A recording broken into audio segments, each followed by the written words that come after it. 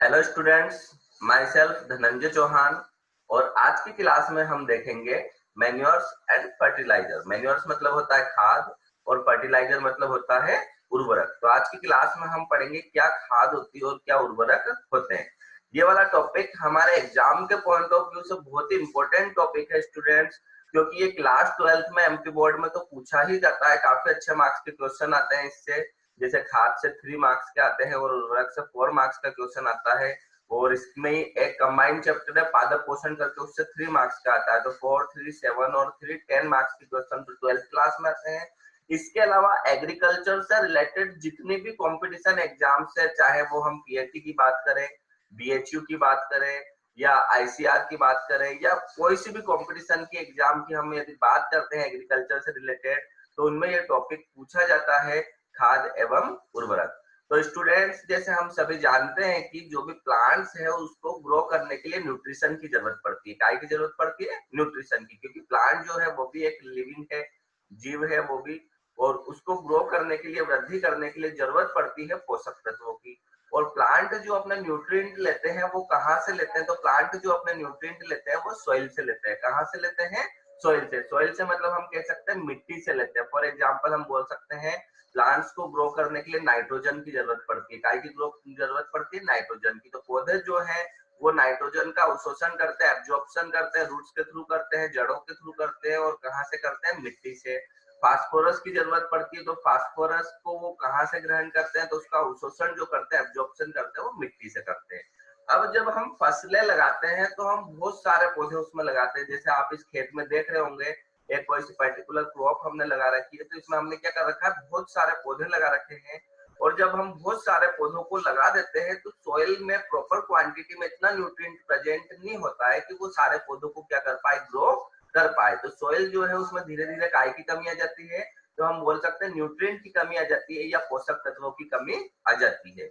अब यदि मान लीजिए पोषक तत्वों की कमी आ गई, दूसरा पोषक तत्वों की कमी का कारण क्या है? पौधों मिट्टी में एक तो हम बार बार खेती करते हैं, तो उससे क्या होता है, लगातार जो है पौधे है वो पोषक तत्वों को ग्रहण करते रहते हैं और धीरे धीरे धीरे धीरे धीरे धीरे डे बाय डे उसमें पोषक तत्वों की कमी आती जाती है। काय में? खेती वाली फसलों में ना। जंगलों में ऐसा नहीं होता है। जंगलों में क्यों नहीं होता ऐसा? जंगलों में इसलिए नहीं होता है क्योंकि वहां पर पेड़ों की पत्ती वगैरह गिरती रहती है, कचरा वगैरह गिरता रहता है, एनिमल वगैरह वेस्ट करते रहते हैं जंगली भूमि में। तो वही सड़कें वहां पर क्या बन जाता है? उनके लिए खाद बन जाता है या न्यूट्रिएंट का सोर्स मिल जाता है। लेकिन हम खेती की यदि बात करें, फील्ड की बात करें, तो वहां पे क्या होता है? मिट्टी में पोषक तत्वों की कमी आ जाती है। अब ये पोषक तत्वों की कमी आ जाती है तो हमारी जो फसलें होती है, क्रॉप्स होती है, वो ठीक से ग्रो नहीं कर पाती है, ठीक से वो उग नहीं पाती है। और कई बार जो होता है उनमें बहुत सारे डिसऑर्डर्स हो जाते हैं, कई सारे विलक्षण लक्षण उनमें उत्पन्न हो जाते हैं, कुछ खराबियां उत्पन्न हो जाती है। जैसे पौधा ठीक से ग्रोथ नहीं कर पाता है, यदि वो ग्रोथ कर भी लेता है तो उसमें ठीक से फ्रूटिंग नहीं होती है, यानी कि फल नहीं लगते हैं। पत्तियां जो है वो पीली पड़ जाती है और धीरे धीरे जो हमारा पौधा है वो सूख के मर जाता है। तो इन पोषक तत्वों की पूर्ति को करने के लिए हम खेत में दो चीजें डालते हैं जिससे मिट्टी में पोषक तत्व भरपूर मात्रा में आ जाए। तो एक तो हम डालते हैं खाद और दूसरा हम डालते हैं उर्वरक। खाद को इंग्लिश में कहते हैं मैन्योर और उर्वरक को इंग्लिश में कहते हैं फर्टिलाइजर्स। खाद को जब हम अप्लाई करते हैं फील्ड में, हमारे खेत में डालते हैं, तो उससे क्या होता है? मिट्टी को या पौधे को जितने भी पोषक तत्व चाहिए होते हैं वो सब उसको मिल जाते हैं। लेकिन खाद और उर्वरक में मुख्य अंतर ये है कि उर्वरक जो होता है वो हम बोल सकते हैं कि एक तरीके से केमिकल होता है। क्या होता है? केमिकल। ये रसायन होता है जिसको हम इंडस्ट्रीज में बनाते हैं, इंडस्ट्रीज में मैन्युफैक्चर करते हैं, कारखानों में। और खाद जो होती है या तो हम खेत पे बनाते हैं, घर पे, और ये पूरी तरीके से ऑर्गेनिक होती है। ऑर्गेनिक होती है मतलब इसमें कोई भी इनऑर्गेनिक केमिकल नहीं होता है। तो आज की क्लास में हम खाद के बारे में डिटेल में पढ़ेंगे कि एक्चुअली में खाद होती क्या है और खाद कितनी प्रकार की होती है। तो अब हम हमारी क्लास को स्टार्ट करते हैं। तो पहला है यहाँ पर हमारे सामने खाद। खाद की डेफिनेशन लिखी है मैंने। ये डेफिनेशन आपको इंग्लिश में भी है, हिंदी में भी है। तो हिंदी में देखते हैं। खाद वह कार्बनिक पदार्थ है जिसे भूमि की उर्वरता को बढ़ाने हेतु पौधे एवं जंतुओं के अवशेष को सड़ाकर प्राप्त किया जा सकता है। तो यहाँ पे इंपॉर्टेंट पॉइंट क्या है दोस्तों?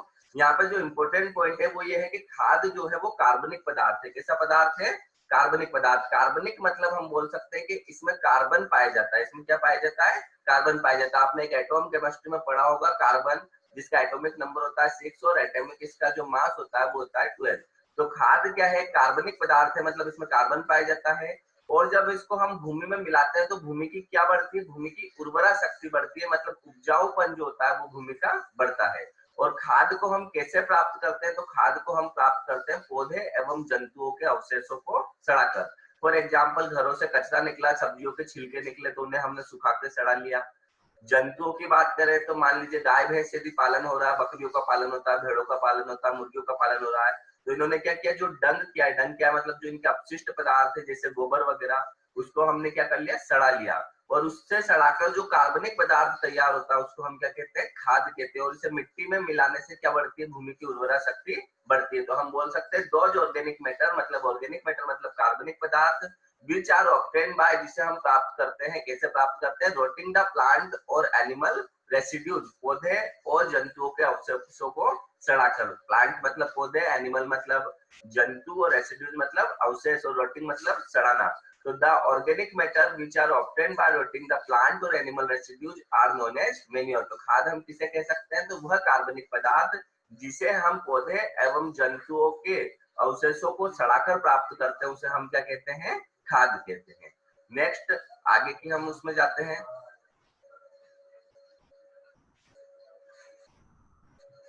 नेक्स्ट हम देखते हैं खाद का वर्गीकरण, खाद को कितने वर्गों में विभाजित किया गया है। तो यहाँ पे हम देखेंगे manures are classified into 4 groups. पहले तो हमें खाद की डेफिनेशन याद होना चाहिए। खाद क्या है, कार्बनिक पदार्थ है। खाद को कैसे प्राप्त किया जाता है, तो खाद को पौधे और जंतुओं से जो हमें अवशेष प्राप्त होते हैं उनको सड़ाकर प्राप्त किया जाता है। अब खाद जो है ये कितने ग्रुप्स में इसको विभाजित किया गया है, खाद को कितने ग्रुप्स में बांटा गया है, तो याद रखना ये प्रकार नहीं है, ये इसके है वर्ग, है ना। तो manures are classified into 4 group. जो मैन्योर या खाद होती है उसको हमने 4 वर्गों में बांटा है। और वो 4 वर्ग कौन कौन से हैं, तो पहला तो हम बोलते हैं बल्कि ऑर्गेनिक मैन्योर, जिसे हम बोलते हैं स्थूल कार्बनिक खाद, आगे पढ़ेंगे ये क्या होती है। दूसरा जो हमारा क्लास है वो है कंसंट्रेट ऑर्गेनिक मैन्योर, मतलब हम बोल सकते हैं सांद्रित कार्बनिक खाद। तीसरा है हमारा कंप्लीट मैन्योर, मतलब हम कह सकते हैं पूर्ण खाद। और चौथा है इनकम्प्लीट, यहाँ पे ठीक से लिखा नहीं है इनकम्प्लीट, यहाँ पे कंप्लीट लिखा गया है, मैं इसको करेक्ट कर देता हूँ, कौन सा आएगा, इनकम्प्लीट। इनकम्प्लीट मैन्योर या इसी को हम कहते हैं अपूर्ण खाद। तो आपसे पूछे जो मैन्योर है उसको कितने क्लासिफाइड, जो क्लासिफिकेशन उसका क्या है, कितने क्लासेस में किया गया है। तो आप याद रखना मैन्योर को 4 ग्रुप्स में बांटा गया है। और वो 4 ग्रुप्स कौन कौन से हैं, बल्कि organic manure, concentrate organic manure, complete manure और इनकम्प्लीट मैन्योर। बल्कि organic manure, concentrate organic manure को हम बोलते हैं सांद्रित कार्बनिक खाद, कंप्लीट मैन्योर को हम कहते हैं पूर्ण खाद, और इनकम्प्लीट मैन्योर को कहते हैं अपूर्ण खाद। अब आगे की स्लाइड में देखते हैं ये होती क्या है। तो सबसे पहले हम बात करते हैं बल्कि ऑर्गेनिक मैन्योर की। किसकी बात करते हैं, बल्कि ऑर्गेनिक मैन्योर की। तो हम बोल सकते हैं those manure which are rich in organic matter but deficient in plant nutrients are known as bulky organic manure. अर्थात इसका मतलब ये होता है कि वह खाद जिसमें कार्बनिक पदार्थ की मात्रा ज्यादा है, मतलब ऐसे पदार्थों की मात्रा ज्यादा है जिनमें कार्बन पाया जाता है। तो बल्कि ऑर्गेनिक मैन्योर किसे कहेंगे, ऐसी खाद जिसमें कार्बनिक पदार्थ तो अधिक है किंतु पोषक तत्वों की मात्रा जो है वो कम है। मतलब इस खाद को हम खेत में डालते हैं तो खेत को कार्बनिक पदार्थ तो बहुत अधिक मात्रा में मिलता है लेकिन पोषक तत्व कम मात्रा में मिलते हैं। तो आपको यदि 12th की आप एग्जाम की प्रिपेयर कर रहे हैं तो पूरी डेफिनेशन आपको याद रखना है। और यदि आप किसी कंपटीशन एग्जाम की तैयारी कर रहे हैं तो आपको सीधा सीधा ये याद रखना है कि बल्कि ऑर्गेनिक मैन्योर जो होती है उसमें कौन से पदार्थों की मात्रा ज्यादा होती है, कार्बनिक पदार्थों की मात्रा ज्यादा होती है और पोषक तत्वों की मात्रा कम होती है। इसके एग्जाम्पल जरूर याद रखिएगा, जैसे गोबर की खाद। गोबर की खाद हम खेत में डालते हैं तो खेत को कार्बनिक पदार्थ तो अधिक मात्रा में मिलते हैं लेकिन पोषक तत्व कम मात्रा में मिलते हैं। कोई भी नॉर्मल खाद ले ले उसकी बात करें, हरी खाद, हरी खाद में आगे पढ़ाऊंगा। हरी खाद क्या होती है, कुछ फसलें होती है विशेष प्रकार की जिनको हम खेत में उगाते हैं और उसी खेत में हम क्या करते हैं, मिट्टी के नीचे दबा देते हैं। जब वो सड़ जाती है तो हमें क्या प्राप्त हो जाती है, खाद प्राप्त हो जाती है। इसी प्रकार से केचुआ खाद, केचुआ खाद में हम क्या करते हैं, अर्थवॉर्म या केचुआ होता है उसका पालन करते हैं, वो भोजन करता है, भोजन के बाद में उसकी जो हगार होती है, कास्ट होती है, उसको सुखाकर सड़ाकर जो खाद प्राप्त की जाती है उसको केचुआ खाद कहते हैं।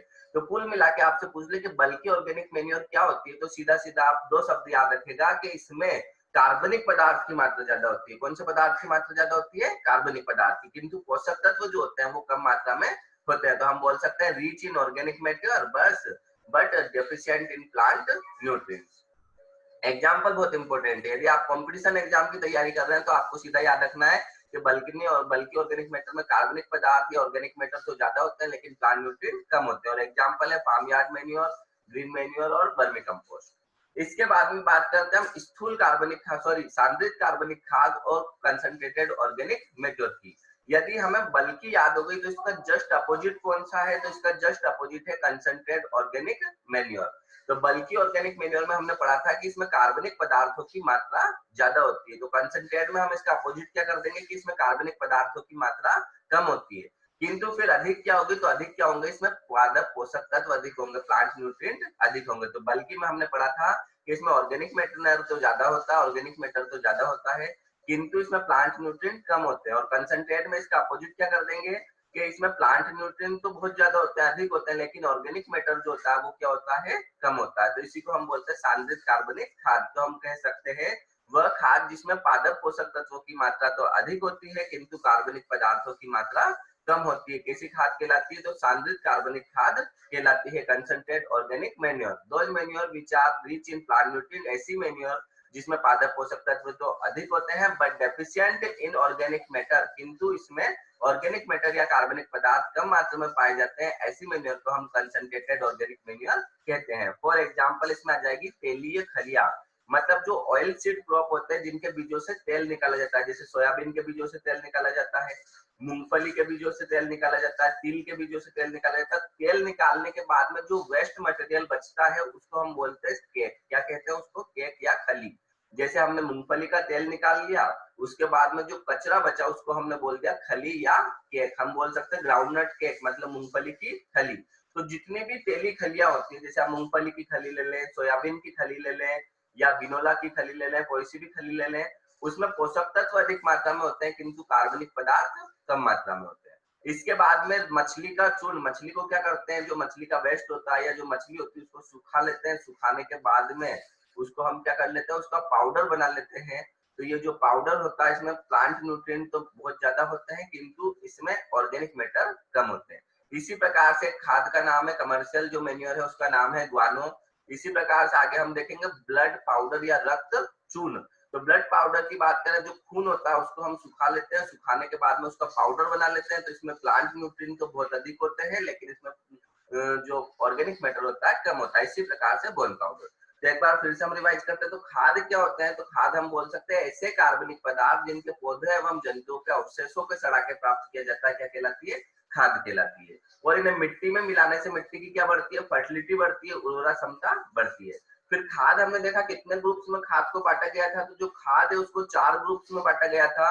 और वो 4 ग्रुप्स हमारे सामने कौन कौन से थे, बल्कि organic manure, concentrated manure, complete manure और इनकम्प्लीट मैन्योर। बल्कि ऑर्गेनिक मैन्योर में हमने देखा कि इसमें ऑर्गेनिक मैटर तो अधिक होता है लेकिन इसमें प्लांट न्यूट्रिएंट कम होता है, मतलब कार्बनिक पदार्थ तो अधिक होता है लेकिन पोषक तत्व कम होते हैं, जैसे गोबर की खाद, हरी खाद और केचुआ खाद। कंसंट्रेटेड या सांद्रित इसकी जस्ट उल्टी हो गई, इसमें पोषक तत्व अधिक हो गए लेकिन कार्बनिक पदार्थ जो थे वो कम हो गए। यदि आपको एक की डेफिनेशन आ जाएगी तो दूसरे की ऑटोमेटिक आ जाएगी क्योंकि ये इसका क्या है, अपोजिट है। इसके बाद में एग्जाम्पल हमने देखे थे इसके, तो एग्जाम्पल में बल्कि में याद रखिएगा आप, ये पीएटी की एग्जाम में पूछे जाते हैं निम्न में से कौन सा बल्कि नहीं है। आपको 4 ऑप्शन दे देंगे, farmyard manure, compost, green manure और चौथा दे देंगे ग्वाना। तो कौन सा नहीं है, ग्वानो नहीं है ना। तो सांद्रित में क्या होता है, पोषक तत्व अधिक होते हैं किंतु कार्बनिक पदार्थ कम मात्रा में होते हैं, जैसे तेली खलिया, मछली का चूर्ण, ग्वानो, रक्त चूर्ण और हड्डी का चूर्ण। नेक्स्ट आगे की ओर मूव करते हैं। अब हमने बल्कि पढ़ ली, बल्कि में हमने पढ़ा कि इनमें ऑर्गेनिक मैटर ज्यादा होते हैं। और हमने कंसंट्रेटेड पढ़ी, कंसंट्रेटेड में हमने पढ़ा कि इनमें प्लांट न्यूट्रिएंट ज्यादा होते हैं। अब बात करते हैं कंप्लीट और इनकम्प्लीट की। तो कंप्लीट टर्म से ही क्लियर है, कंप्लीट मतलब क्या होता है, जिसमें सब कुछ हो। तो हम बोल सकते हैं ऐसी खाद, those manure in which all nutrients are present, जिसमें सभी पोषक तत्व उपस्थित होते हैं। मतलब कोई भी पोषक तत्व, प्लांट के लिए कितने पोषक तत्व जरूरी होते हैं, तो याद रखना 16 तत्व ऐसे होते हैं, 16 ऐसे न्यूट्रिएंट होते हैं जो प्लांट के लिए जरूरी होते हैं। और 17वां कौन सा खोजा गया, तो याद रखना 17वां जो खोजा गया वो है निकिल। तो अब प्रेजेंट में हम बात करें तो 17 ऐसे एलिमेंट है जो प्लांट के लिए जरूरी होते हैं ग्रोथ के लिए। और पहले के टाइम की यदि बात करें तो कितने थे, 16 थे। तो ऐसी खाद जिसमें सभी पोषक तत्व पाए जाते हैं उसको क्या बोलेंगे हम, कंप्लीट मैन्योर कहेंगे। कैसी मैन्योर कहेंगे, कंप्लीट मैन्योर। तो हम कह सकते हैं वह खाद जिसमें सभी पोषक तत्व उपलब्ध होते हैं पूर्ण खाद कहलाती है। नाम से क्लियर है, पूर्ण। पूर्ण मतलब क्या, इसमें सभी चीज उपस्थित है। जैसे गोबर की खाद, गोबर की खाद में हमें सभी प्लांट न्यूट्रिएंट मिल जाएंगे, हालांकि वो कम मात्रा में मिलेंगे लेकिन सभी हमें मिल जाएंगे। कंपोस्ट खाद, केचुआ खाद एटसेट्रा, इसको हम बोलेंगे farmyard manure, green manure और कंपोस्ट और वर्मी कंपोस्ट। इनकम्प्लीट, अब यदि हमें कंप्लीट याद हो गई है तो इनकम्प्लीट हमें याद करने की जरूरत नहीं है। कंप्लीट में तो हम बोल सकते हैं कि इसमें सभी प्लांट न्यूट्रिएंट होते हैं, तो इनकम्प्लीट में हम ये नहीं बोल सकते हैं कि इसमें सभी प्लांट न्यूट्रिएंट नहीं होते, केवल एक या दो जो मुख्य होते हैं, मेजर प्लांट न्यूट्रिएंट होते हैं, वही इसमें प्रेजेंट होते हैं। तो हम क्या कह सकते हैं, वह खाद जिसमें केवल एक या दो मुख्य पोषक तत्व उपलब्ध होते हैं, कौन सी खाद कहलाती है, पूर्ण खाद कहलाती है। या इनकम्प्लीट, यहाँ पे पूर्ण लिखा गया, गलती से अपूर्ण कर लीजिएगा, हिंदी में क्या कर लेंगे आप इसको, अपूर्ण कर लेंगे। मैं कर देता हूं।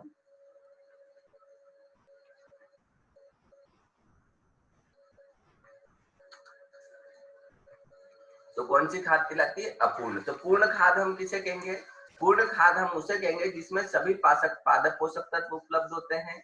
और अपूर्ण खाद किसे कहेंगे, जिसमें केवल एक या दो मुख्य पादप पोषक तत्व उपलब्ध होते हैं। तो हम बोल सकते हैं those manure in which only one or two major nutrients are present are known as incomplete manure। Example के तौर पर हम बोल सकते हैं single super phosphate, di ammonium phosphate, urea. इसमें केवल एक या दो पादप पोषक तत्व जो होते हैं वो उपस्थित होते हैं, जो मुख्य होते हैं, मेजर होते हैं। और कंप्लीट जो होते हैं उनमें क्वांटिटी तो कम होती है लेकिन सारे प्रेजेंट होते हैं, जैसे गोबर की खाद, ग्रीन मैन्योर, कंपोस्ट और वर्मी कंपोस्ट।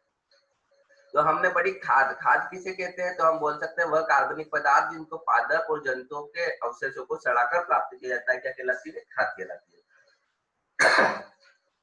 खाद कितने प्रकार की होती है, हमने देखा खाद चार प्रकार की होती है, सॉरी चार वर्गों में विभाजित किया गया है।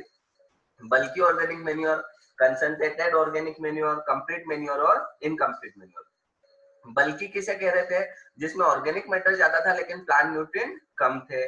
हम कंसंट्रेटेड किसे कह रहे थे, जिसमें प्लांट न्यूट्रिएंट ज्यादा थे लेकिन ऑर्गेनिक मैटर कम थे। इनके एग्जांपल हमें अलग अलग करना है। इसके बाद में कंप्लीट किसे कह रहे हैं, जिसमें सभी प्लांट न्यूट्रिएंट प्रेजेंट है। और इनकम्प्लीट किसे कह रहे हैं, जिसमें एक या दो केवल जो मेजर प्लांट न्यूट्रिएंट है वो प्रेजेंट है। इनके एग्जांपल आप कर लीजिएगा, पीएटी में जो क्वेश्चन पुटअप होता है वो एग्जांपल से होता है, बाकी 12th में तो आपको पूरा ही लिखना है।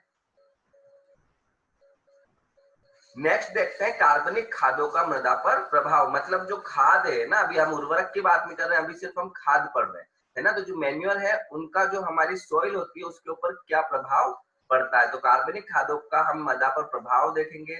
इसी को हम लाभ भी कह सकते हैं, एडवांटेज भी कह सकते हैं। तो फर्स्ट पॉइंट ये, मान लीजिए हमने कोई खाद खेत में डाली, है ना, खाद की बात कर रहा हूँ मैं, फर्टिलाइजर की नहीं कर रहा हूँ मैं, मैन्योर की बात कर रहा हूँ। तो it increases the fertility of soil, मतलब इससे मृदा की उर्वरा शक्ति बढ़ती है। दूसरा, it improve the water holding capacity of soil, मृदा की जल धारण क्षमता बढ़ती है, मतलब मिट्टी अपने अंदर पानी को अधिक समय तक क्या करके रख सकती है, सोख कर रख सकती है। मतलब हम बोल सकते हैं कि खादों के प्रयोग से मृदा में या मिट्टी में नमी बनी रहती है, तो वाटर होल्डिंग कैपेसिटी जो होती है वो भी सुधरती है। It increase the availability of soil micro organism, जो मृदा होती है उसमें कई प्रकार के माइक्रो ऑर्गेनिज्म होते हैं, सूक्ष्म जीव होते हैं। और जब हम खादों का प्रयोग करते हैं तो खाद क्या है, पूरी तरीके से ऑर्गेनिक है। ऑर्गेनिक के मतलब या तो ये किसी प्लांट के रेसिड्यू से बनाई गई है या फिर किसी एनिमल के रेसिड्यू से बनाई गई है। और प्लांट और एनिमल के रेसिड्यू से बनाई गई है तो उसमें माइक्रो ऑर्गेनिज्म है, वो बहुत ही आसानी से क्या करेंगे, ग्रोथ करेंगे, क्योंकि उन्हें क्या मिल जाएगा, अपना न्यूट्रिएंट मिल जाएगा, होस्ट वगैरह उनको मिल जाएगा। लेकिन फर्टिलाइजर यूज करते हैं तो हम केमिकल यूज करते हैं, केमिकल यूज करते हैं तो माइक्रो ऑर्गेनिज्म उससे खत्म हो जाते हैं। तो एक बहुत ही अच्छा पॉइंट है कि यदि हम खाद का उपयोग खेत में करते हैं तो जो सॉइल होती है उसमें माइक्रो ऑर्गेनिज्म अर्थात सूक्ष्म जीव जो होते हैं उनकी अवेलेबिलिटी या उपलब्धता जो होती है वो बढ़ जाती है। इसके बाद में it regulates the soil aeration. अब इससे क्या होता है, खाद के प्रयोग से जो हमारी सॉइल होती है वो ग्रेन्युलर हो जाती है, भुरभुरी हो जाती है। तो उससे जो हमारी सॉइल होती है उसमें क्या बढ़ जाता है, तो आप याद रखना, एरेशन बढ़ जाता है, वायु संचार बढ़ जाता है। अब वायु संचार बढ़ जाएगा, एरेशन बढ़ जाएगा, तो जो जड़ होंगी वो बहुत ही अच्छे से क्या करेंगी, ग्रोथ करेंगी। It maintains the soil temperature, जो खाद्य होती है वो हमारी मिट्टी के तापमान को भी क्या करती है, नियंत्रित रखती है। It increases the availability of plant nutrients, खादों के प्रयोग से जो प्लांट न्यूट्रिएंट होते हैं उनकी अवेलेबिलिटी भी क्या होती है, बढ़ जाती है, मिट्टी में अधिक से अधिक पोषक तत्व उपलब्ध होते हैं। It increase the quantity of organic matter in soil, खादों के प्रयोग से जो हमारी सॉइल होती है उसमें ऑर्गेनिक मैटर की क्वांटिटी भी बढ़ जाती है। ऑर्गेनिक मैटर में बता चुका हूँ जिनमें क्या प्रेजेंट होता है, कार्बन प्रेजेंट होता है। It improve the physical property of soils, मृदा की जो भौतिक संरचना है खादों के प्रयोग से उसमें सुधार आता है। मतलब हम बोल सकते हैं प्लांट को या सॉइल को खादों से बहुत ज्यादा फायदा होता है, मैन्योर से बहुत ज्यादा फायदा होता है। इट रेड्यूसेस सॉइल एल्कलिनिटी, ये मृदा क्षारीयता को कम करते हैं। बहुत अच्छा इंपॉर्टेंट पॉइंट है। आपने पीएच स्केल पढ़ी होगी 10th लेवल पे। पीएच स्केल में जो वैल्यू होती है उसकी डिस्कवरी की थी सोरेनसन ने, और उसमें वैल्यू होती है 1 से लेकर 14 तक। 7 जो होता है वो न्यूट्रल होता है, मतलब वो प्योर वाटर का पीएच होता है, ना तो वो एसिडिक होता है ना ही वो बेसिक होता है। तो यदि पीएच 7 से कम है तो हम बोल सकते हैं वो एसिडिक है। पीएच यदि मोर देन 7 है तो हम बोल सकते हैं वो बेसिक है। ठीक है, तो सॉइल को जब हम मिट्टी में डालते हैं तो मिट्टी, सॉरी मैन्योर को जब हम मिट्टी में डालते हैं तो मिट्टी में ये क्या होती है, सड़ती है, और सड़ने से क्या बनते हैं, एसिड बनते हैं। क्या बनते हैं, एसिड। और आपने पढ़ा होगा कि एसिड न्यूट्रलाइज कर देते हैं, किसको न्यूट्रलाइज कर देते हैं, बेस को। किसको न्यूट्रलाइज कर देते हैं, बेस को। यदि किसी बेस को न्यूट्रल करना हो तो उसमें हम एसिड मिलाते हैं, और किसी एसिड को न्यूट्रल करना हो तो उसमें क्या मिलाते हैं, बेस को मिलाते हैं। तो एसिड न्यूट्रलाइज बेस, जो अम्ल होते हैं वो क्षारों को उदासीन कर देते हैं, और जो क्षार होते हैं वो अम्लों को उदासीन कर देते हैं। यदि हमारी सॉइल अल्कलाइन है, अल्कलाइन मतलब हम बोल सकते हैं कि इसका पीएच जो है वो 7 से ज्यादा है, तो इसमें हम क्या मिलाए, खाद मिलाए। खाद मिलाएंगे तो उससे क्या होगा, एसिड जनरेट होगा, और एसिड जनरेट होगा तो वो न्यूट्रल कर देगा, उदासीन कर देगा, किसको कर देगा, बेस को। तो ये हम बोल सकते हैं कि मृदा की क्षारीयता को भी कम करती है। It improve the biochemical properties of soil, और सॉइल की जितनी भी बायोकेमिकल प्रॉपर्टीज होती है सबको भी सुधार करती है। तो हमने क्या पढ़ा, खादों से मृदा को क्या क्या लाभ होते हैं, या क्या इफेक्ट पड़ते हैं, या क्या एडवांटेज होते हैं। तो पहला तो सॉइल की फर्टिलिटी बढ़ती है, उर्वरा शक्ति बढ़ती है, वाटर होल्डिंग कैपेसिटी बढ़ती है, जल धारण क्षमता बढ़ती है, माइक्रो ऑर्गेनिज्म की अवेलेबिलिटी बढ़ जाती है, सूक्ष्म जीवों की उपलब्धता बढ़ जाती है, सॉइल में एरेशन बढ़ जाता है, मतलब हम बोल सकते हैं वायु संचार बढ़ जाता है, जिससे रूट का डेवलपमेंट अच्छे से होता है। सॉइल का टेम्परेचर मेंटेन होता है, तापमान नियंत्रित रहता है, सॉइल में पोषक तत्वों की उपलब्धता बढ़ जाती है। मैंने आपको बताया खादों में लगभग सभी पोषक तत्व उपलब्ध होते हैं। ऑर्गेनिक मैटर बढ़ जाता है जो प्लांट की ग्रोथ के लिए बहुत अच्छा होता है। फिजिकल प्रॉपर्टीज सॉइल की सुधर जाती है, केमिकल प्रॉपर्टीज सुधर जाती है, बायोलॉजिकल प्रॉपर्टीज सुधर जाती है। और यदि हमारी सॉइल बेसिक है, मतलब हम कह सकते हैं उसका पीएच वैल्यू मोर देन 7 है, तो सॉरी उसको भी हम क्या कर सकते हैं, न्यूट्रल कर सकते हैं। किसके प्रयोग से न्यूट्रल कर सकते हैं, खादों के प्रयोग से। तो ये खाद के क्या होगा, लाभ या एडवांटेज। नेक्स्ट स्लाइड की ओर अब हम मूव करते हैं। अभी हमने पढ़ी खादों की क्लास, मेन्योर की क्लास कौन सी, तो मेन्योर की आपने 4 क्लास पढ़ी है। 4 क्लास कौन कौन सी थी मेन्योर की, तो बल्कि ऑर्गेनिक मेन्योर जिसमें ऑर्गेनिक मैटर ज्यादा मात्रा में था, कंसंट्रेटेड मेन्योर जिसमें प्लांट न्यूट्रिएंट ज्यादा मात्रा में थे, इसके बाद में कंप्लीट मेन्योर मतलब जिसमें सभी पादप पोषक तत्व ऑल प्लांट न्यूट्रिएंट प्रेजेंट थे, और इनकम्प्लीट मेन्योर जिसमें कोई मुख्य पादप पोषक तत्व या हम बोल सकते हैं सिलेक्टेड प्लांट न्यूट्रिएंट जो थे वो प्रेजेंट थे। अब हम बात करते हैं टाइप्स ऑफ मेन्योर की। मेन्योर जो होती है हमारी वो कितने टाइप्स की होती है, तो याद रखना मेन्योर हम 4 टाइप्स की पढ़ेंगे। पहली आती है फार्म यार्ड मेन्योर, जिसे हम कहते हैं गोबर की खाद। गोबर की खाद नॉर्मली आप सब एग्रीकल्चर बैकग्राउंड से हो या नहीं भी हो तो आपने देख रखी है। क्या होता है इसमें, जो गाय भैंस गोबर करती है उसको हम सुखा लेते हैं, सड़ा के जो खाद प्राप्त करते हैं उसको हम क्या कहते हैं, गोबर की खाद कहते हैं। कंपोस्ट, कंपोस्ट क्या होती है, जो घरों से कचरा निकलता है या जो एग्रीकल्चर वेस्ट होता है उसको हम सड़ा के जो खाद बनाते हैं उसको कौन सी खाद कहते हैं, कंपोस्ट खाद। जैसे हमारे घर में घरों से कौन सा कचरा निकलता है, तो सब्जियों के छिलके निकलते हैं, फलों के छिलके निकलते हैं, या कोई भी ऑर्गेनिक वेस्ट जिसमें प्लांट या एनिमल के रेसिड्यू है, तो कंपोस्ट खाद उसे कहेंगे, कचरे वाली खाद को। इसके बाद में बात करते हैं वर्मी कंपोस्ट। वर्मी कंपोस्ट में आपको बता चुका हूँ, वर्मी कंपोस्ट किसे कहेंगे, जो केचुआ पालन हम करते हैं, केचुआ अर्थवर्म का पालन करते हैं, वो मिट्टी को खाता है, मिट्टी को खाने के बाद में वो क्या निकालता है, हगार निकालता है। क्या निकालता है, हगार, है ना, कास्ट निकालता है, उसको सुखाकर सड़ा के जो खाद प्राप्त की जाती है उसको क्या कहते हैं, वर्मी कंपोस्ट। और हरी खाद, हरी खाद में आपको बता चुका हूँ ग्रीन मेन्योर, इसमें कुछ फसलें होती है जिनको हम मिट्टी में उगाते हैं और फिर उसी मिट्टी में उनको क्या कर देते हैं, दबा देते हैं, जब वो सड़ती है तो खेत को क्या मिल जाती है, खाद मिल जाती है। तो सबसे पहले हम बात करते हैं फार्म यार्ड मेन्योर की। तो खाद कितने प्रकार की होती है, 4 प्रकार की होती है, गोबर की खाद, कंपोस्ट, वर्मी कंपोस्ट और हरी खाद।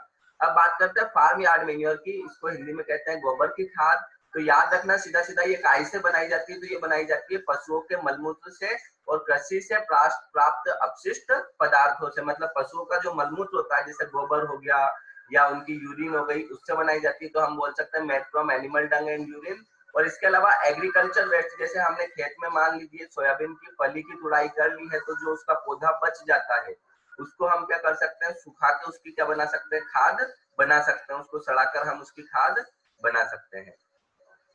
तो गोबर की खाद किसे कहेंगे, जिसे पशुओं के मलमूत्र और कृषि से प्राप्त अपशिष्ट पदार्थों को सड़ा के तैयार की जाता है, क्या कहलाती है, गोबर की खाद कहलाती है। ये आपको कोई क्वेश्चन भी पूछेगा कि गोबर की खाद क्या होती है, आपसे ये पूछेगा कि गोबर की खाद में कितने परसेंट नाइट्रोजन होती है, कितने परसेंट फास्फोरस होता है और कितने परसेंट पोटेशियम होता है।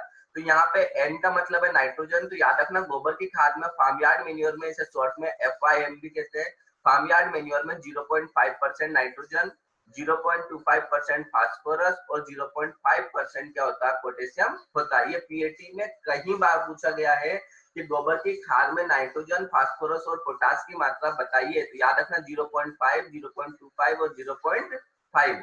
0.5% नाइट्रोजन, 0.25% फास्फोरस और 0.5% पोटेशियम। तो हमने गोबर की खाद पढ़ ली है। गोबर के खाद के बाद में अब बात करेंगे हम कंपोस्ट खाद की। तो कंपोस्ट खाद किसे कहते हैं, तो हम बोल सकते हैं कंपोस्ट एक प्रकार से डार्क ब्राउन मटेरियल होता है। मतलब हम बोल सकते हैं गहरा काले रंग का भूरा पदार्थ होता है।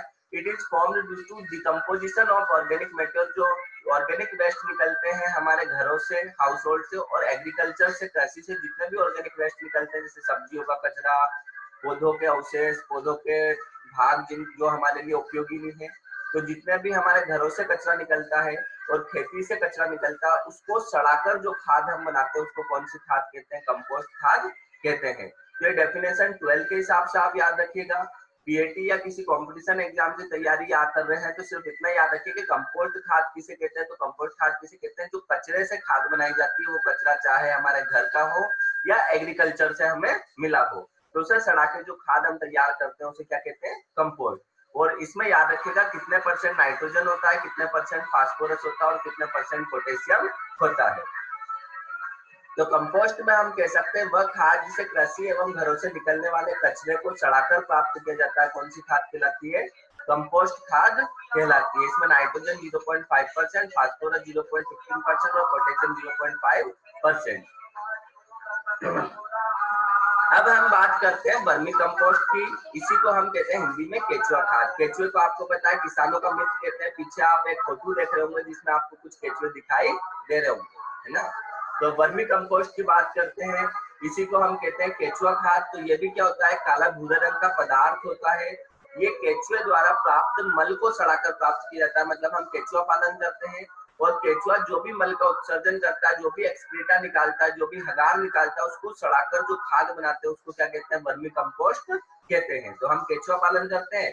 अब केचुआ पालन करेंगे तो केचुए को जिंदा रहने के लिए काय की आवश्यकता होगी, भोजन की आवश्यकता होगी। भोजन के रूप में वो क्या खाएगा, मिट्टी खाएगा, कचरा खाएगा। और जब भोजन वो करेगा तो वो क्या निकालेगा, वेस्ट निकालेगा, यानी कि हगार निकालेगा, कास्ट निकालेगा। और वही कास्ट हमारे लिए एग्रीकल्चर में बहुत ज्यादा बेनिफिशियल होती है, क्योंकि उसमें न्यूट्रिएंट पाए जाते हैं। कौन से न्यूट्रिएंट पाए जाते हैं, तो प्लांट न्यूट्रिएंट पाए जाते हैं। तो वर्मी कंपोस्ट में हम बोल सकते हैं dark brown material form by degradation of earthworm cast. ऐसा काला भूरा रंग का पदार्थ जिसे केचुए द्वारा प्राप्त मल को सड़ाकर प्राप्त किया जाता है, क्या कहलाती है, वर्मी कंपोस्ट कहलाती है। अब आपसे जो ऑब्जेक्टिव पूछा जाता है 12th में भी और पीएटी में भी, वो कि वर्मी कंपोस्ट हेतु उपयोगी केचुए की प्रजाति कौन सी है, कौन सी स्पीसीज है जो वर्मी कंपोस्ट में क्या है, तो हम बोल सकते हैं बेनिफिशियल या उपयोग किया जाता है। तो याद रखना केचुए की जो प्रजाति है उसका नाम है पेरेटिमा पोस्ट्यूमा। कौन सी प्रजाति, पेरेटिमा पोस्ट्यूमा। केचुआ पालन को हम क्या कहते हैं, तो केचुआ पालन को हम कहते हैं वर्म कल्चर। केचुआ पालन को क्या कहते हैं हम, वर्म कल्चर। और केचुए की खाद में कितने परसेंट नाइट्रोजन होता है, तो केचुए की खाद में 0.5% नाइट्रोजन होता है, 0.3% फास्फोरस होता है और 1.4% पोटेशियम होता है। तो हमने देखी गोबर की खाद पशुओं से प्राप्त मलमूत्र को सड़ाकर प्राप्त की जाती है। दूसरे नंबर पे हमने देखी कंपोस्ट खाद घरों से और एग्रीकल्चर से निकलने वाले कचरे को सड़ा के प्राप्त की जाती है। तीसरी हमने देखी वर्मी कंपोस्ट, केचुए का हम पालन करते हैं, उससे जो हगार निकलती है उसको सड़ाकर प्राप्त की जाती है, तो उसे वर्मी कंपोस्ट कहते हैं। इनमें नाइट्रोजन, फास्फोरस और पोटेशियम की मात्रा आप चारों में किसी एक पेज में अलग जगह लिख लेना, क्योंकि ये पूछी जाती है। नेक्स्ट अब हम बात करते हैं वर्मी कंपोस्ट के बाद में हरी खाद की। तो हरी खाद किसे कहते हैं मैं आपको बता चुका हूँ। कुछ विशेष प्रकार की फसलें होती है, विशेष प्रकार की क्या होती है, फसलें होती है, उनको हम खेत में लगाते हैं और उसी खेत में जब फूल आने से पहले उनको क्या कर देते हैं, हम दबा देते हैं और जुताई कर देते हैं खेत की। फिर जब वो फसलें सड़ती है खेत के अंदर तो हमारे खेत को क्या प्राप्त हो जाती है, खाद प्राप्त हो जाती है। और इस प्रकार प्राप्त खाद को हम कौन सी खाद कहते हैं, तो याद रखिएगा इस प्रकार प्राप्त खाद को हम हरी खाद कहते हैं। कौन सी खाद कहते हैं, हरी खाद। तो हम बोल सकते हैं पौधों को उनकी हरी अवस्था में, मतलब उनकी ग्रीन स्टेज में फूल आने से पूर्व, बिफोर फ्लावरिंग, दबाकर जुताई करने की क्रिया को हम क्या कहते हैं, हरी खाद कहते हैं। तो हम बोल सकते हैं the crops of green leaves, ऐसे क्रॉप जिनमें हरी पत्तियां होती है, आर पुलोड इन द फील्ड, उनको हम क्या कर देते हैं, खेत के अंदर दबा देते हैं बिफोर फ्लावरिंग, फूल आने से पहले। और ऐसी खाद को क्या कहते हैं, हरी खाद कहते हैं। तो फिर से समझ लेते हैं, हमने हरी खाद वाली फसलें खेत में लगाई हैं, उनमें फूल आने से पहले, फूल आने से पहले हम क्यों दबाते हैं, क्योंकि फूल आते हैं, फूल आने से पहले वो मुलायम अवस्था में होते हैं, आसानी से सड़ जाते हैं और उनमें जो न्यूट्रिएंट होते हैं वो भी अधिक मात्रा में होते हैं। और जब फ्लावरिंग होती है तो प्लांट जो होता है वो न्यूट्रिएंट का यूज कर लेता है। तो हरी खाद वाली फसलों को हमने खेत में लगाया और फूल आने से पहले उसको हमने क्या कर दिया, मिट्टी में दबा दिया। जब वो सड़ी तो उससे क्या प्राप्त हो गई, खाद प्राप्त हो गई। और इस प्रकार की खाद को हम कौन सी खाद कहते हैं, हरी खाद कहते हैं। अब ये जो हरी खाद होती है ये कितने प्रकार की होती है, कितने टाइप की होती है, तो याद रखना हरी खाद भी 2 प्रकार की होती है। कितने प्रकार की होती है, 2 प्रकार की। 2 प्रकार की कैसे होती है, यदि फूल आने से पहले हमने उसी खेत में दबा दिया, मान लो जिस खेत में हमने हरी खाद को लगाया था उसी खेत में उसको दबाकर सड़ा दिया, तो उसको तो हम बोलेंगे इन सीटू ग्रीन मैन्योरिंग। क्या कहेंगे उसको, इन सीटू ग्रीन मैन्योरिंग। और मान लीजिए हरी खाद वाली फसल को हमने किसी दूसरे खेत में लगाया था, कोई से सेकंड हम मतलब अनदर हम फील्ड में उसको लगा रहे हैं दूसरे खेत में, और किसी दूसरे खेत में उसकी कटाई कर ली और दूसरे खेत में जाके हमने उसको मिला दिया, तो इसको हम बोलेंगे एक्स-सीटू ग्रीन मैन्योरिंग। कौन सी मैन्योरिंग कहेंगे, एक्स-सीटू ग्रीन मैन्योरिंग। तो फिर से देखते हैं, तो हरी खाद जो होती है, ग्रीन मैन्योरिंग जो होती है, वो भी 2 टाइप की होती है। In this system in situ green manuring, in this system green manure crops are grown and divided into same field. इस प्रकार की प्रणाली में हम क्या करते हैं, हरी खाद वाली फसल को उसी खेत में उगाते हैं और उसी में क्या कर देते हैं, दबाकर चढ़ा देते हैं सेम फील्ड में। तो इसको हम बोलते हैं इन सिटू ग्रीन मैन्योरिंग। और एक्स सिटू ग्रीन मैन्योरिंग में हम क्या कहते हैं, तो in this system the green manure crops are grown, इसमें हम हरी खाद वाली फसल को किसी दूसरे खेत में उगाते हैं and divide into the another field, और किसी दूसरे खेत में हम ले जाकर क्या कर देते हैं, उसको दबा देते हैं। तो उसको हम क्या बोलते हैं, एक्स सिटू ग्रीन मैन्योरिंग। तो आपको ऐसे याद हो जाएगा, इन मतलब अंदर, मतलब उसी खेत के अंदर दबाते हैं, और एक्स मतलब एग्जिट, एग्जिट मतलब हम बोल सकते हैं किसी दूसरे खेत में, बाहर के खेत में हम दबाते हैं। तो हमने देखा हरी खाद किसे कहते हैं, तो हरी खाद वाली फसलों को हम खेत में उगाते हैं और उगाने के बाद में हम क्या करते हैं, उसी खेत में या किसी दूसरे खेत में फूल आने से पहले उसको क्या करते हैं, मिट्टी के अंदर मिला देते हैं। जब वो सड़ती है तो उससे खेत को क्या मिल जाती है, खाद मिल जाती है। अब यदि हम उसी खेत में उसको सड़ा रहे हैं तो उसको इन सिटू ग्रीन मैन्योरिंग कहेंगे, और किसी दूसरे खेत में ले जाकर सड़ा रहे हैं तो उसको क्या कहेंगे, एक्स सिटू ग्रीन मैन्योरिंग कहेंगे। नेक्स्ट हम मूव करते हैं, हरी खाद वाली फसलें कौन सी है। कई बार 12th में भी क्वेश्चन पूछा गया है, पीएटी में भी क्वेश्चन पूछा गया है कि हरी खाद वाली फसलें कौन सी है। तो याद रखना, जो मुख्य फसलों के नाम याद कर लीजिए, आपको सबके नाम याद नहीं करना है, मुख्य फसलों के याद कर लीजिए। मैंने हाईलाइट कर रखा है, एक तो है सनई और दूसरी है ढेंचा। इसके अलावा जितनी भी लेग्यूमिनेसी कुल की फसलें, लेग्यूमिनेसी कुल मतलब हम कह सकते हैं दाल वाली फसलें। कौन सी फसलें, दाल वाली, जिनसे दाल हमें मिलती है, जैसे मूंग, उर्द, सेंजी, बरसिम, जिनका कुल लेग्यूमिनेसी है। लेग्यूमिनेसी कुल की फसलों की विशेषता ये होती है कि इनकी जड़ों में गठाने पाई जाती है। जैसे हम सोयाबीन की बात करें, यदि आप सोयाबीन के पौधे को उखाड़ के देखेंगे तो इसकी जड़ों में रूट नोड्यूल्स आपको देखने को मिलेंगे, गठाने आपको देखने को मिलेगी।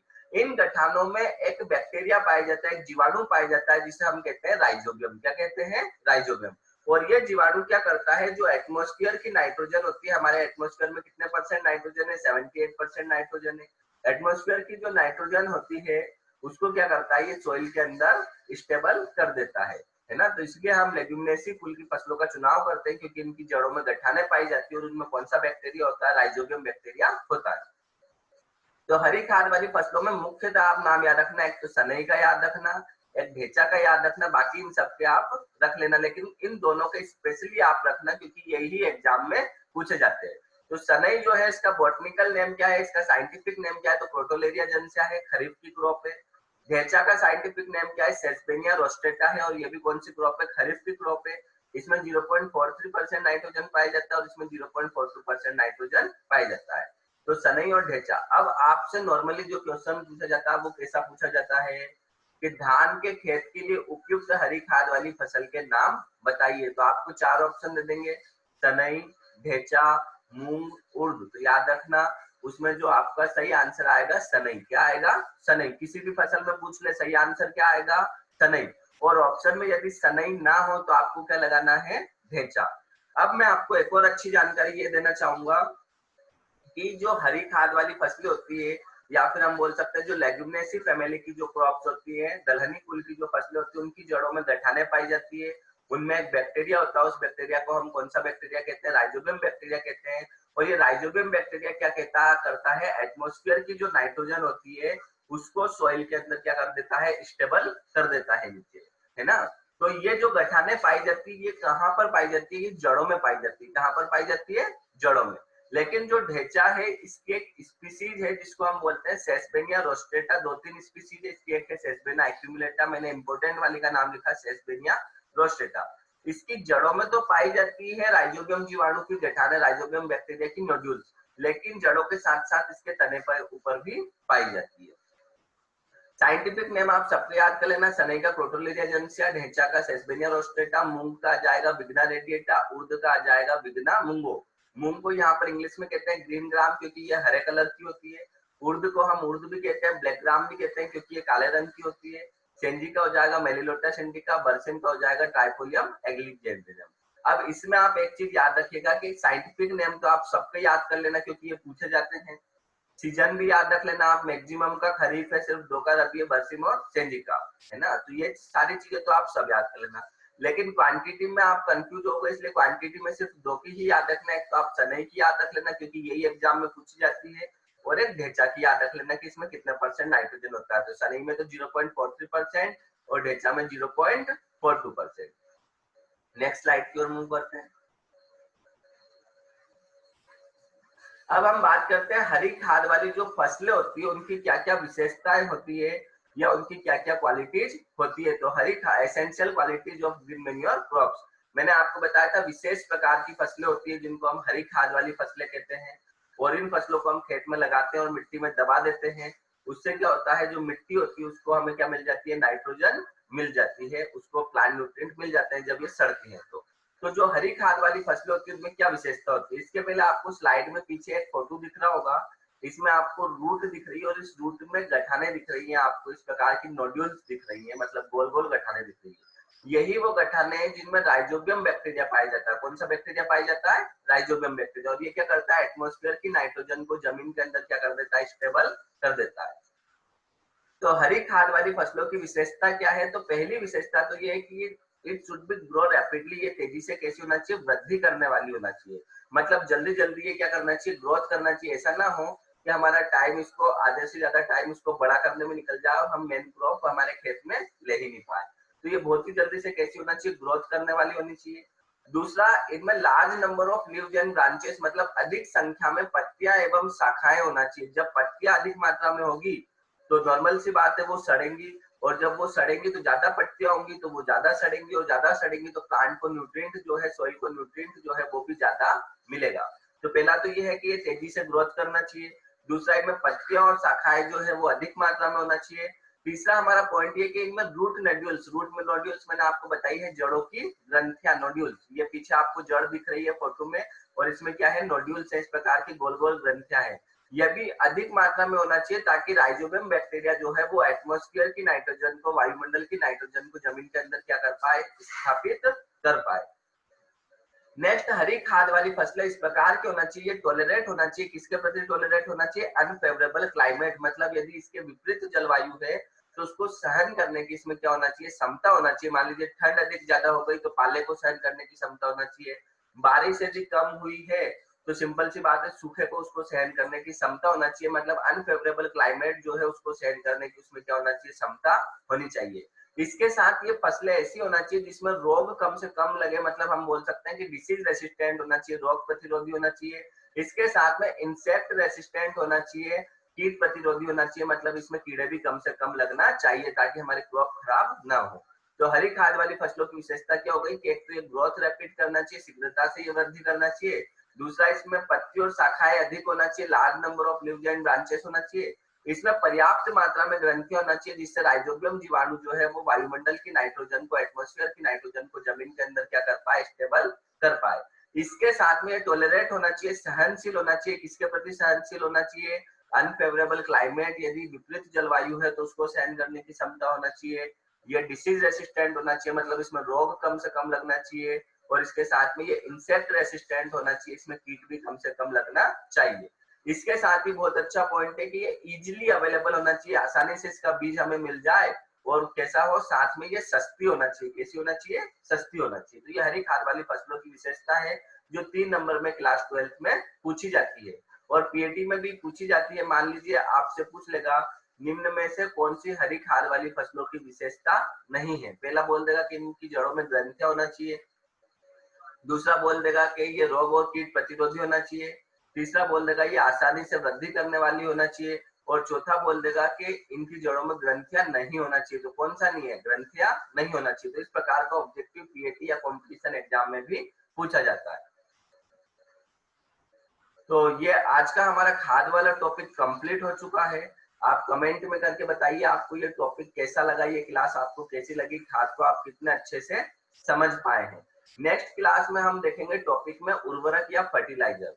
तो एक बार हम रिवाइज कर लेते हैं। तो खाद क्या होती है, तो खाद कार्बनिक पदार्थ होते हैं और इनको हम क्या करते हैं, प्लांट और एनिमल रेसिड्यूज को सड़ाकर प्राप्त करते हैं। खाद को कितने ग्रुप्स में हमने बांटा था, तो हमने देखा था 4 ग्रुप्स में बांटा था, बल्कि, कंसंट्रेट, इनकम्प्लीट और कंप्लीट। बल्कि में हमने देखा था कार्बनिक पदार्थ या ऑर्गेनिक मैटर ज्यादा होता है। कंसंट्रेट में हमने देखा था प्लांट न्यूट्रिएंट ज्यादा होते हैं, पादप पोषक तत्व ज्यादा होते हैं और दोनों एक दूसरे के अपोजिट होते हैं। इसके बाद में कंप्लीट में हमने देखा था ऑल प्लांट न्यूट्रिएंट अवेलेबल होते हैं और इनकम्प्लीट में देखा था केवल 1 या 2 मेजर प्लांट न्यूट्रिएंट ही इसमें अवेलेबल होते हैं। फिर हमने इनके एग्जाम्पल देखे थे। एग्जाम्पल आप याद रखना, पीएटी में पूछे जाते हैं। इसके बाद में हमने देखा था इनके टाइप। तो हमने 4 टाइप्स देखे थे, गोबर की खाद, कंपोस्ट, वर्मी कंपोस्ट और हरी खाद। गोबर की खाद हमने देखा था पशुओं के मलमूत्र से बनाई जाती है, एनिमल डंग और वेस्टेज से। इसके बाद में कंपोस्ट हमने देखा था घरों से और एग्रीकल्चर से निकलने वाले कचरे को सड़ाकर बनाई जाती है। इसके बाद में वर्मी कंपोस्ट हमने देखा था केचुए की जो हगार होती है उसको सड़ाकर सुखाकर तैयार की जाती है। और वर्मी कंपोस्ट के बाद में हमने हरी खाद देखा था कि कुछ विशेष प्रकार की फसलें होती हैं जिनको हम खेत में लगाते हैं और लगाने के बाद में उसी खेत में या किसी दूसरे खेत में उसको दबा देते हैं। जब सर्दी है तो प्लांट को या हमारे जो सॉइल है उसको न्यूट्रिएंट मिल जाते हैं और उसको क्या कहते हैं, हरी खाद कहते हैं। अब ये भी 2 प्रकार की हमने देखी थी। यदि उसी खेत में हम दबा देते हैं तो इन सिटू ग्रीन मैन्यूरिंग और किसी दूसरे खेत में उसको दबा देते हैं तो एक्स सिटू ग्रीन मैन्यूरिंग। फिर हरी खाद वाली फसलें देखी थी जिनमें से 2 फसलें बहुत इंपॉर्टेंट थी। एक तो थी सनई और दूसरी थी ढेंचा। सनई को हमने बोला था कोटोलेरिया जेनेसा, ढेंचा को हमने बोला था सेसबेरिया रोस्टेटा। 0.43 और 0.42% इनमें नाइट्रोजन देखा था हमने। तो आज की क्लास आपको कैसी लगी कमेंट करके बताइए। ये क्लास 12 के लिए बहुत इंपॉर्टेंट है, बहुत अच्छे क्वेश्चन इससे पूछे जाते हैं। इसके साथ में पीएटी और जितने भी एग्रीकल्चर से रिलेटेड कंपटीशन एग्जाम है उन सबके लिए इंपॉर्टेंट है। और इसके बाद का सेशन जो है कंपटीशन एग्जाम के लिए और भी ज्यादा इंपॉर्टेंट होने वाला है क्योंकि उसमें हम पढ़ेंगे फर्टिलाइजर। क्या पढ़ेंगे, फर्टिलाइजर। तो धन्यवाद आज की क्लास में आने के लिए, थैंक यू।